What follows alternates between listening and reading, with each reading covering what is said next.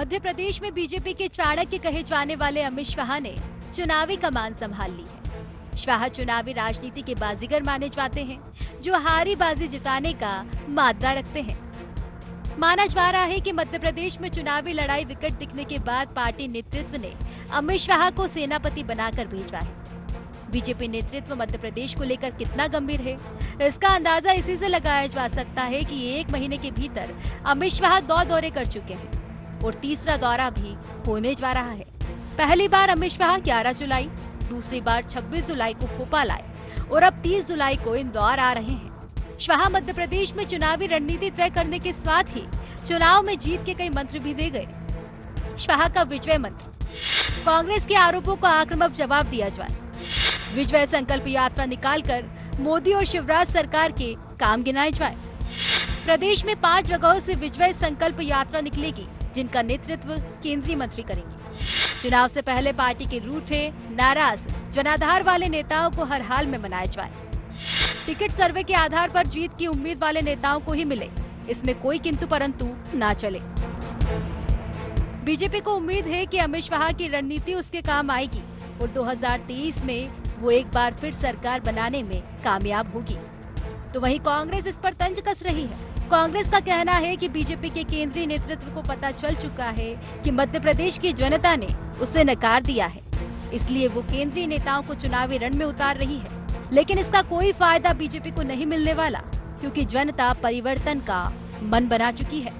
देखिए, विजय संकल्प अभियान माननीय अमित शाह जी के पहले प्रवास से ही मध्य प्रदेश भारतीय जनता पार्टी ने प्रारंभ कर दिया था और अब ये जो बैठकों का और चर्चाओं का दौर है वो समीक्षा हेतु, पार्टी की रणनीति बनाने हेतु निरंतर चलता रहेगा। जो 51% वोट शेयर और 200 से अधिक सीटें जीतने का लक्ष्य है, उस पर भारतीय जनता पार्टी का हर एक कार्यकर्ता उस महायज्ञ में अपनी आहुति डालने निकल चुका है। जो अमित शाह जी का बार बार आना, ये सब स्थिति बता रहा है कि भारतीय जनता पार्टी की जमीन कैसी हुई है। और दिल्ली की जो आईबी की रिपोर्ट है और जो संघ का सर्वे है, वो 50-60 से ज़्यादा इनकी स्थिति नहीं। केवल बौखला के कि किसी तरह सरकार बन जाए, ये सब योजनाएं चल रही है। बीजेपी के लिए मध्य प्रदेश विधानसभा चुनाव के साथ लोकसभा चुनाव के लिहाजा से भी अहम है। शायद यही वजह है कि बीजेपी का केंद्रीय नेतृत्व चुनाव में कोई कोताही बरतने के मूड में नहीं है। पीएम मोदी न केवल खुद एमपी पर फोकस कर रहे हैं, बल्कि चुनावी रणनीति का जिम्मा भी उन्होंने अपने अति विश्वस्त अमित शाह को दे रखा है। अब देखना ये होगा कि बीजेपी की ये रणनीति कितनी कामयाब होती है और कांग्रेस इसका मुकाबला कैसे कर पाती है। Bureau report, IND 24।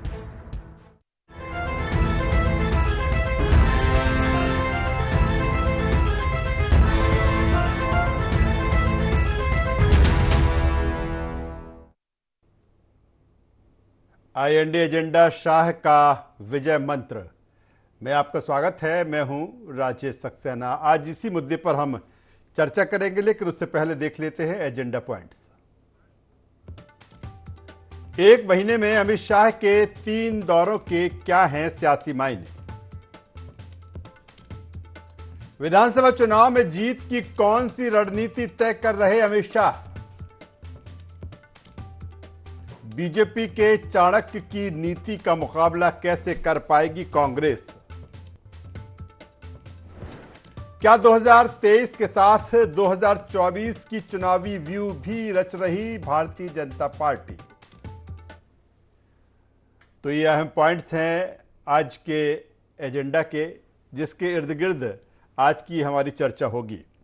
जिस तरह से अब जो समय है वो समय है चुनाव का, इसलिए क्योंकि वक्त जो है वो बहुत कम बचा हुआ है।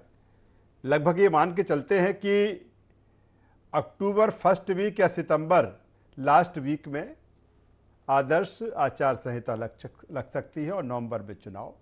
ऐसे में 1 से 2 महीने का समय जो बचा है, उसमें जो धार है, जो तैयारी है, खास तौर पर दोनों ही राजनीतिक दलों की, चाहे हम भारतीय जनता पार्टी की बात करें या फिर हम कांग्रेस की बात करें, लगातार वो तेज हो चली है। भारतीय जनता पार्टी अब अपने केंद्रीय नेतृत्व के दम पर हुंकार भर रही है और कमान संभाल रखी है केंद्रीय गृह मंत्री अमित शाह ने।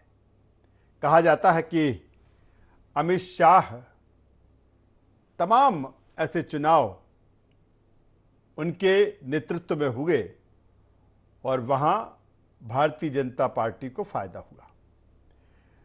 मध्य प्रदेश में जिस तरह से लगातार अमित शाह के दौरे हो रहे हैं, 2 दौरे 15 दिन के अंदर हो चुके हैं, तीसरा 30 तारीख को इंदौर में है और एक नया जो अपडेट है वो इस बात को लेकर है कि 29 तारीख को अमित शाह भोपाल आएंगे।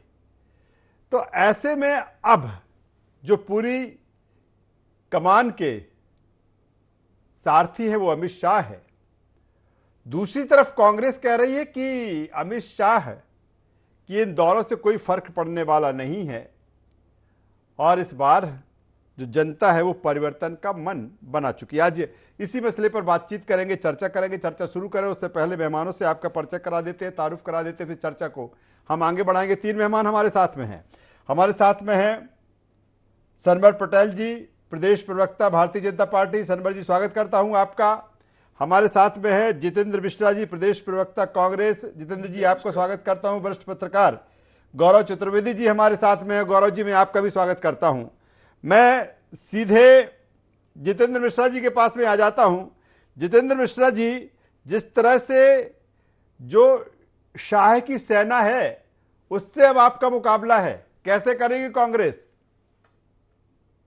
राजेश जी, आवाज आ रही है मेरी? जी बिल्कुल क्लियर आवाज है। राजेश जी, ये शाह की सेना से कोई पहला मुकाबला नहीं है। लगातार आपने देखा हिमाचल में क्या हुआ। हिमाचल में अकेले शाह नहीं, भारतीय जनता पार्टी के प्रदेश अध्यक्ष नड्डा का गृह प्रदेश भी है हिमाचल। लगातार इन्होंने दौरे की, लगातार इन्होंने सभाएं की, लेकिन जो छवि आपकी सरकार की बन जाती है उससे पीछे छुड़ाना मुश्किल होता है। जनता को परिणाम चाहिए। बातें बहुत सारे होते हैं, लेकिन जनता जब परिणाम नहीं देखती तो अमित शाह हो, जेपी नड्डा हो, प्रधानमंत्री श्री मोदी हो, कोई काम नहीं आता है। कर्नाटक में क्या हुआ आपने देखा। कर्नाटक में क्या अमित शाह की सेना नहीं थी? लगातार काम कर रही थी। पिछले 1.5 सालों से लगातार अमित शाह की सेना लगी हुई थी। प्रधानमंत्री ने कितने सारे दौरे किए आपने देखा। अमित शाह, प्रधानमंत्री, जेपी नड्डा सहित कम से कम 20-22 केंद्रीय मंत्री कर्नाटक में डेरा डाले रहे 1.5 साल से। परिणाम क्या हुआ? क्योंकि आपने जो कथने और करने में अंतर रखा है वो जनता देखती है।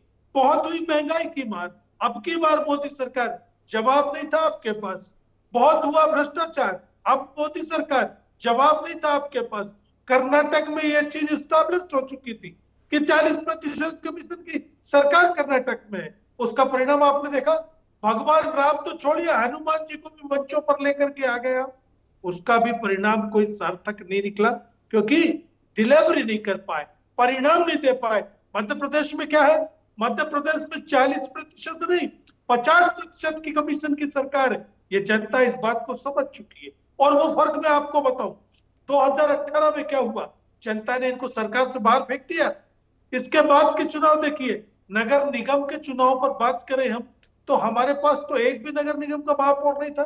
5 महापौर कांग्रेस की झोली में डाले और 2 पर निर्दलीय जीते हैं और 2 पर। चलिए जितेंद्र जी जवाब ले लेते हैं सनवर पटेल जी से। ये बताता है कि कहीं ना कहीं भ्रष्टाचारी सरकार को उखाड़ने के लिए जनता तैयार है। चलिए सनवर पटेल जी से जवाब ले लेता हूं। सनवर पटेल जी जवाब दे दीजिए, आप सुन रहे हैं। और मेरा सवाल शाह की जो नीति है और जो जीत की बात आप कर रहे हैं और कांग्रेस जिस तरह से सवाल खड़े कर रही है, जवाब दीजिए। देखिए राजेश जी, बहुत ही स्पष्ट है कि भारतीय जनता पार्टी की जो नीति है वो भारतीय जनता पार्टी की नीति है कि हम चुनाव हमारे सामने है और किस प्रकार से हम 51% वोट शेयर करें, किस प्रकार से हम 200 से अधिक सीटें प्राप्त करें।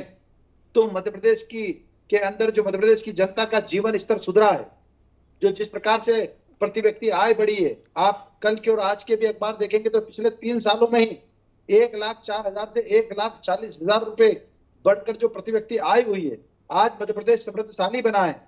इस कारण से मध्य प्रदेश की भारतीय जनता पार्टी को पूरा भरोसा है कि मध्य प्रदेश में फिर से भारतीय जनता पार्टी की सरकार बनेगी और रिकॉर्ड तोड़ सीटों के साथ बनेगी। रही बात हमारे राष्ट्रीय नेता की, तो अमित शाह जी निश्चित रूप से देश के बड़े नेता हैं और ये हमारा सौभाग्य है कि अमित शाह जी और नरेंद्र मोदी साहब जैसे नेता भारतीय जनता पार्टी के पास हैं। तो भारतीय जनता पार्टी अपने नेता अब जब हमारे आते हैं तो निश्चित रूप से पार्टी को उसका लाभ मिलता है। तो लगातार अमित शाह जी का हमारे आना हुआ है, बूथ स्तर तक जाकर हम लोग अपने कार्य पद्धति के दम पर नीचे तक जाकर और अपने काम को खड़ा कर रहे हैं और जो मध्य प्रदेश और देश की जनहितैषी योजना है उनके माध्यम से हम इस बार रिकॉर्ड तोड़ जीत की ओर आगे बढ़ रहे हैं। चलिए, मैं आता हूं सीधे गौरव चतुर्वेदी जी के पास में। गौरव चतुर्वेदी साहब, एक महीने में अमित शाह जी के 3 दौरे, यानी कि 2 हो चुके हैं 15 दिन के भीतर, और 30 तारीख को इंदौर आएंगे, लेकिन उससे पहले का भी अपडेट है कि 29 तारीख को भोपाल भी आ सकते हैं, यानी 4 दौरे हम कह सकते हैं। क्या इसके मायने हैं? राजेश जी, सिर्फ भारत में ही नहीं विश्व में भारतीय जनता पार्टी एक ऐसा राजनीतिक दल है जो 24 घंटे 365 दिन चुनावी मूड में रहता है। उसके बावजूद जो मध्य प्रदेश के हालात हम देख रहे हैं, जो बड़े राजनेताओं के दौरे मध्य प्रदेश में हो रहे हैं, उसको अगर हम देखकर कहें कि या तो मध्य प्रदेश में भारतीय जनता पार्टी की स्थिति बहुत ही ज्यादा खराब है, या फिर थोड़ी सी स्थिति को संभालने के लिए इतने बड़े नेताओं को मैदान में उतारना ये पार्टी की एक रणनीतिक भूल है। अमित शाह जी को राजनीति के चाणक्य के तौर पर जाना जाता है। अगर वो वाकई में चाणक्य हैं, उन्हें बार बार किसी भी प्रदेश में दौरे करने की जरूरत नहीं है। आप देखिए, मध्य प्रदेश में चुनाव होना है, छत्तीसगढ़ में चुनाव होना है, राजस्थान में चुनाव होना है। लगभग 10-12 दिन का दौरा चुनावी मोड पर अमित शाह जी का चल रहा है और हर स्टेट में 8-10 मंत्री, केंद्र के 8-10 मंत्री चुनावी मोड में काम कर रहे हैं। इस पूरे कार्यशैली के कारण जो प्रशासनिक कार्य है सरकार का, वो प्रभावित हो रहा है। या तो पार्टी के रणनीतिकार कहीं बहुत बड़ी भूल कर रहे हैं, या फिर सत्ता का लोलुपता इसे मानता हूं। चलिए, जितेंद्र मिश्रा जी वो कह रहे हैं कि हमारे पास नेता हैं इसलिए वो आ रहे हैं, इसमें दिक्कत क्या है कांग्रेस को? आप भी लाइए, प्रियंका जी भी आई थी। दिक्कत कांग्रेस को नहीं, लेकिन स्थिति को समझने का प्रयास कीजिए। गौरव जी किसी राजनीतिक दल के नहीं, पत्रकारिता का उनके पास लंबा अनुभव है। राजेश जी, आपने भी देखा होगा इतने दौरे गृह मंत्री के। निश्चित तौर पर भारतीय जनता पार्टी का जो स्थानीय नेतृत्व, वो सिर्फ टम्बल की स्थिति में एक दूसरे की सूरत नहीं देखना चाह रहे, इसलिए उनके बीच में तालमेल बैठाने का काम अमित शाह कर रहे हैं। उनके बीच में तालमेल बैठाने का काम आप देखेंगे प्रधानमंत्री को लेकर के किया जा रहा है। कहीं ना कहीं अगर आपकी योजनाएं सफल होती तो आज इतना परेशान 18 सालों की सरकार, मुझे तो आश्चर्य होता है कि आज घुटने के बल खड़ी है। आज उसको केंद्रीय नेताओं की मदद लेने की जरूरत पड़ रही है। अरे आपकी योजनाएं अच्छी होती तो आज तो आपको लगातार लाइन लगा के वोट मिल रहा होता। क्यों आपको घूमना पड़ रहा है? क्यों लगातार आपको लाडली बहना ले आए आप, अब आपको लॉलीपॉप की तरफ पैसा बांटना पड़ रहा है? क्यों आप लगातार 10-10 हजार करोड़ रुपए का कर्ज लेते जा रहे हैं? नहीं, लेकिन आपको अगर वो लाडली बहना ला रहे हैं तो आपको भी तो नारी सम्मान पे जाना पड़ रहा है ना। नहीं, मैं आपको वही बता रहा हूँ कि आपने लाडली बचाओ बेटी, लाडली बेटी की योजना चालू करी थी। आपको लाडली बहना की याद चुनाव में आई। 18 सालों से आपको लाडली बहना की याद नहीं है। असल में राजेश जी है क्या, बहुत हुई महंगाई की मार और अब के बार भाजपा सरकार, ये नारा इनके गले में उल्टा पड़ गया है। जो भ्रष्टाचार मध्य प्रदेश में जनता देख रही है, चपरासी के छापा डालो करोड़ों रुपए निकल रहे, बाबू के छापा डालो करोड़ों रुपए निकल रहे, तो फिर अधिकारी और मंत्री स्तर पर कितना भ्रष्टाचार है ये आज के दौर का नौजवान समझता है। उसके हाथ में इंटरनेट है, 1 मिनट व्यापम से लेकर के और अभी आपने देखा पटवारी घोटाला तक, सारी की सारी चीजें जनता की समझ में आ गई। 2018 का जो परिणाम था उससे भी ज्यादा विरोध इस सरकार का अब देखने में आ रहा है, क्योंकि कांग्रेस की भी 1.5 साल की सरकार, 15 महीनों की सरकार उसने देख ली। उसे मालूम है कि 100 रुपए में 100 यूनिट बिजली का बिल उसके घर आता था। उसने गौशालाओं का निर्माण देखा है, उसने महाकाल के जीर्णोद्धार के नाम पर राशि देते हुए देखा है, उसने किसानों का कर्ज माफ होते हुए देखा है, 27 लाख किसानों का। सनवर जी कहेंगे एक किसान का कर्ज माफ नहीं हुआ। अरे भाई 27 लाख किसानों का कर्ज। चलिए सनवर पटेल साहब से जवाब ले लेते हैं। सनवर पटेल साहब, जितेंद्र मिश्रा जी जो कह रहे हैं उसका भी जवाब दीजिए, लेकिन हमारा भी सवाल उसमें जोड़ लीजिए कि जो लगातार ये बात आती रही है भारतीय जनता पार्टी के लिए कि इस बार जो अंदरूनी खतरा है वो ज्यादा है, चुनौती ज्यादा है, अपनों से ज्यादा खतरा है, और यही कारण है कि फिर केंद्रीय नेतृत्व को यहां पर हस्तक्षेप करना पड़ा। जवाब दे दीजिए। राजा जी, बिल्कुल ऐसा नहीं है। भारतीय जनता पार्टी के शीर्ष से लगाकर तो बूथ तक के कार्यकर्ता, पहले भारतीय जनता पार्टी के कार्यकर्ता फिर नेता हैं। ना यह खतरा है, ना किसी प्रकार का कोई अंदेशा है। भारतीय जनता पार्टी तो अपनी कार्य पद्धति पर काम करती है, गांव गरीब किसान के लिए काम करती है। भारतीय जनता पार्टी का मूल वाक्य अंत्योदय, उसके लिए काम करती है।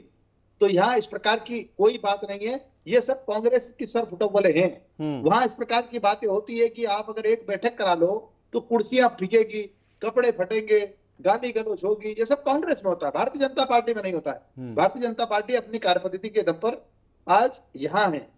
अब मैं आपको बताऊं कि हमारे विद्वान मित्र बार बार बोल रहे हैं कि बहुत हुई महंगाई की मार। निश्चित रूप से पूरे दुनिया ये कह रही हुई है कि बहुत हुई महंगाई की मार हमारे देशों में, लेकिन भारत में आज भी महंगाई काबू में है। क्यों? क्योंकि यहाँ सशक्त नेतृत्व है। आज देखिए कि जो देश चौधरी बनते हैं दुनिया के, जो अमेरिका, इंग्लैंड और यूरोप के देश हैं, वहां 200 से 400% तक महंगाई बढ़ी है। वहां बैंकों के दिवाले निकल गए। आज हमारे अड़ोसी पड़ोसी को देखेंगे तो राष्ट्र दिवाला निकल गया। आज श्रीलंका के क्या हाल है, पाकिस्तान के क्या हाल है। लेकिन ऐसे वैश्विक कारणों के बावजूद भी आज हिंदुस्तान में महंगाई कंट्रोल में है। मैं ये नहीं कह रहा हूं कि नहीं बढ़ी है, महंगाई बढ़ी है, लेकिन कंट्रोल में है, क्योंकि यहाँ का नेतृत्व मजबूत है, क्योंकि यहाँ का नेतृत्व पहले देश की फिक्र करता है। आपने कहा कि लाडली बहना क्यों लाना पड़ा, क्यों पेट में दर्द होता है आपके?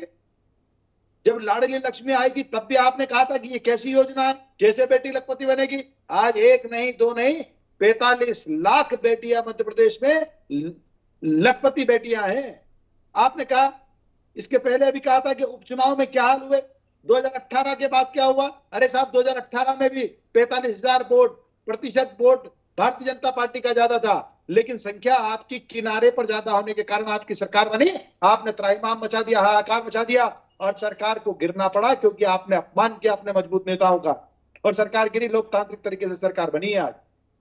चलिए, और उसके बाद आता हूं, उसके बाद 19 आए, 19 में से आप 28 सीटें आ रहे, 20 आया, 20 में आप 4 में से 3 सीटें आ रहे, 1 लोकसभा की आ रहे, 2 विधानसभा की आ रहे, और 21 आया, और 21 के अंदर नगरीय निकाय के चुनाव 80 से 90% भारतीय जनता पार्टी जीती और आप हारे हैं। और आप अपवाद स्वरूप जो महापौर की सीट गिना रहे हैं, वहां पर भी पूरा का पूरा पार्षद दल, पूरे की पूरी निगम, वो तो अगर निकाय चुनाव में आ जाते हैं तो जीती है। वो तो बदल गया, इतिहास उसका तो बदल गया है। आपने कहा कर्ज माफ, आपने कहा 25 लाख और 27 लाख, आपने 2 लाख रुपए कर्ज के माफी का वादा किया था। आपने गिनती की शिकायत दी पिपलिया। चलिए, आता हूं सर पटेल साहब, राहुल गांधी साहब, गौरव चतुर्वेदी जी से एक सवाल कर लेता हूं, फिर मैं दोनों मेहमानों के पास एक बार और आ जाऊंगा। गौरव चतुर्वेदी साहब, जिस तरह से हम बात कर रहे हैं कि अमित शाह जी के जो दौरे हैं लगातार मध्य प्रदेश में हो रहे हैं, ये भी बात आती है कि जब एक फोकस न केवल विधानसभा, इसके बाद जिस तरह से 24 में लोकसभा में जाना है, भारतीय जनता पार्टी का केंद्रीय नेतृत्व जिस तरह से पहले दक्षिण की तरफ फोकस था, लेकिन जिस तरह के नतीजे चाहे कर्नाटक के आए हो चाहे हिमाचल प्रदेश के आए हो, उसके बाद ये कहा गया कि नहीं, अब इस तरफ से ज़्यादा ध्यान है, क्योंकि राजस्थान भी देखना है, छत्तीसगढ़ भी देखना है, और इधर मध्य प्रदेश भी देखना है। क्या ये व्यू रचना है, सेंटर पॉइंट उसमें मध्य प्रदेश को बनाया, ये व्यू रचना 23 के बाद 24 की भी है कि जो परफॉर्म हमने 2019 में किया था उसको हम बरकरार रखें, तो उस पर भी मेहनत कर ली जाए? राजेश जी, स्वाभाविक तौर पर जब सरकार लंबे समय काम करती है तो एक एंटी इनकम्बेंसी वर्क करती है, और इस बार मध्य प्रदेश में सरकार के खिलाफ भी एंटी इनकम्बेंसी है और जनप्रतिनिधियों के खिलाफ भी एंटी इनकम्बेंसी। साथ ही साथ पार्टी का जो कार्यकर्ता नाराज है उसको भी मनाया जाना बहुत ज्यादा जरूरी है। और ऐसी परिस्थिति में मैं मानता हूं कि सेनापति अगर मैदान में आ रहे हैं इसकी सबसे बड़ी वजह अपने संगठन को वापस स्ट्रक्चर के साथ खड़ा करना, मजबूती देना है। लेकिन मेरा यहाँ पर फिर यही कहना है कि अमित शाह जी अगर चाहें तो दिल्ली में बैठकर पूरी रिपोर्टें, पूरी समीक्षा कर सकते हैं। उनके पास आज की तारीख में डे टू डे, पल टू पल, हर मिनट टू मिनट का अपडेट जा सकता है। बार बार इस तरीके के दौरे करने से जो प्रशासनिक कार्यों पर असर पड़ता है, केंद्र सरकार की जवाबदारी है उसे भी नियंत्रण में करा जाए, वो ज्यादा जरूरी है। चुनाव में हार जीत तो चलती रहती है। लेकिन गौरव जी ये भी तो है, जो लंबे समय से जिस तरह से ये लग रहा था, मैंने सनवर पटेल जी से भी वही सवाल किया था कि जो अंदरूनी कहीं ना कहीं जो एक चुनौती दिख रही थी उसको केंद्रीय नेतृत्व ने भांप लिया। और क्योंकि तमाम सर्वे की भी बात आती है, अगर हम बीजेपी के पॉइंट ऑफ व्यू से बात करें तो उसको समय रहते भांप लिया कि उसी को, डैमेज को समय रहते कंट्रोल कर लिया जाए, जिससे कि हम बेहतर तरीके से 2023 में जा सके। देखिए, जब पूरी पार्टी टारगेट ओरिएंटेड होकर वर्क कर रही है, 51% का लक्ष्य लेकर चल रही है, ऐसी स्थिति में सीधी सीधी बात है, आप दिल्ली में बैठकर सारा नियंत्रण करें और जो भी काम ना करे उस नेता के ऊपर कार्रवाई करें। आपके मैदान में आने से कोई काम कर लेगा, ये संभव नहीं है। चलिए जितेंद्र मिश्रा जी जवाब दे दीजिए। सनवर पटेल साहब जो कुछ कह रहे थे आपने कर्ज माफी का वादा किया, पूरा नहीं किया। आपने बेरोजगारी भत्ता देने की बात की, आपने नहीं दिया। हमने तो काम किया है, इसलिए ताल ठोक के हम मैदान में हैं। देखिए, आज अगर अमित शाह को बुलाना पड़ रहा है तो निश्चित तौर पर सनवर पटेल जो है वो कंफर्म नहीं है अपने आप को लेकर के, कॉन्फिडेंस नहीं है उनको, तभी दिल्ली के इतने सारे मंत्रियों की ड्यूटी लगाएगी। अब हमको आपने साथ सरकार चलाने ही नहीं दिया तो फिर आप कर्ज माफी की बात कैसे कर सकते? हमको जितना समय मिला उसमें 27 लाख किसानों का कर्ज माफ करना छोटी बात नहीं। सनवर जी, आप बताइए कि महाकाल के जीर्णोद्धार के लिए राशि की व्यवस्था करना छोटी बात नहीं है। आप ये बताइए, हमारी प्राथमिकता क्या थी? किसान प्राथमिकता था। हमारी प्राथमिकता ये थी कि मध्य प्रदेश की हालत सुधर जाए। जिस तरीके से मध्य प्रदेश की हालत बिगड़ी हुई थी, बिजली के नाम पर बड़े बड़े बिल आ रहे थे। मुझे लगता है कि आपने सामने दोनों सवाल जवाब कर सकते हैं जी। तो 100 रुपए में 100 यूनिट बिजली देना कोई आसान काम नहीं था। हमने उस रोड मैप पे काम किया। गाय के नाम पर राजनीति तो सनवर जी बहुत करते को बर्बाद कर लेकिन दिया। एक भी गौशाला का निर्माण नहीं कर पाया। बिजली समाप्त हो गई। आपने महाकाल के नाम पे कितनी पानी में ₹1 बिजली आती है जाती है पता नहीं चलता था। इसलिए जनता ने हालत से कि गड्ढे में रोड या जनता इसलिए पता नहीं चलता था। अरे हालत खराब करके रख दिया आपने, त्राहिमाम मचा दिया, हाहाकार मचा दिया, मध्य प्रदेश की जनता को परेशान कर दिया। लेकिन भारतीय जनता पार्टी की सरकार बनी और लगातार भारतीय जनता पार्टी ने मध्य प्रदेश को आगे बढ़ाने का काम किया, समृद्धशाली बनाने का काम किया। और आज उसको सरकार केंद्र सरकार की योजनाएं देख लीजिए, आज आपके सामने क्या हाल थे। आज राज्य सरकार की योजनाएं देख लीजिए, केंद्र सरकार ने 2.5 लाख करोड़ मकान बनाने के दे रही थी। आपने सोचा कभी? नहीं सोचा।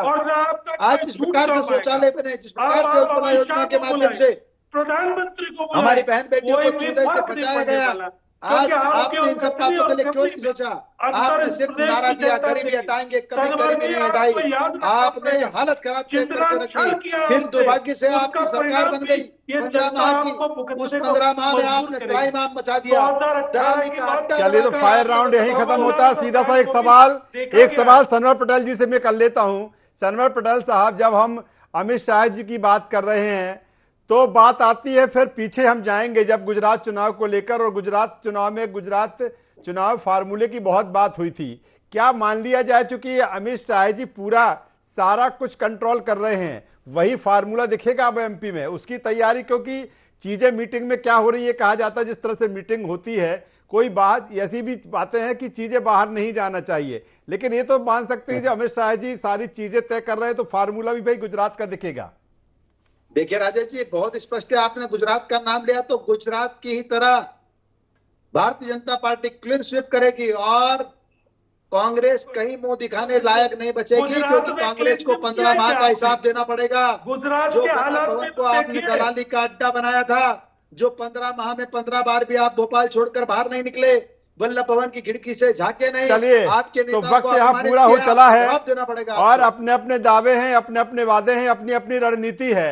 चूंकि अब जो चुनाव का समय है वो नज़दीक है। जाहिर सी बात है कि दोनों पूरी दमदारी के साथ आगे बढ़ेंगे। तीनों मेहमानों का यहाँ पर मैं धन्यवाद करता हूँ, शुक्रिया करता हूँ। तो कुल मिलाकर जिस तरह से जो एक तासीर एमपी चुनाव की दिख रही है, अपने अपने तरीके से, चाहे सत्ताधारी दल भारतीय जनता पार्टी हो या कांग्रेस, पूरी तरीके से अपनी रणनीति को और धार और तेज बनाते जा रहे हैं। लेकिन जिस तरह से भारतीय जनता पार्टी की इलेक्शन कमान अमित शाह और उनकी पूरी टीम ने संभाल ली है, और ये कहा जा रहा है कि बहुत कुछ अब जो चीज़ें हैं वो केंद्रीय नेतृत्व के हाथ में होंगी और एक बेहतर तरीके से, बेहतर रणनीति के साथ भारतीय जनता पार्टी 2023 के इलेक्शन लड़ना चाहती है। IND एजेंडा में बस इतना ही। IND 24 पर खबरों का सिलसिला लगातार जारी है। अब बने रहिए हमारे साथ। नमस्कार।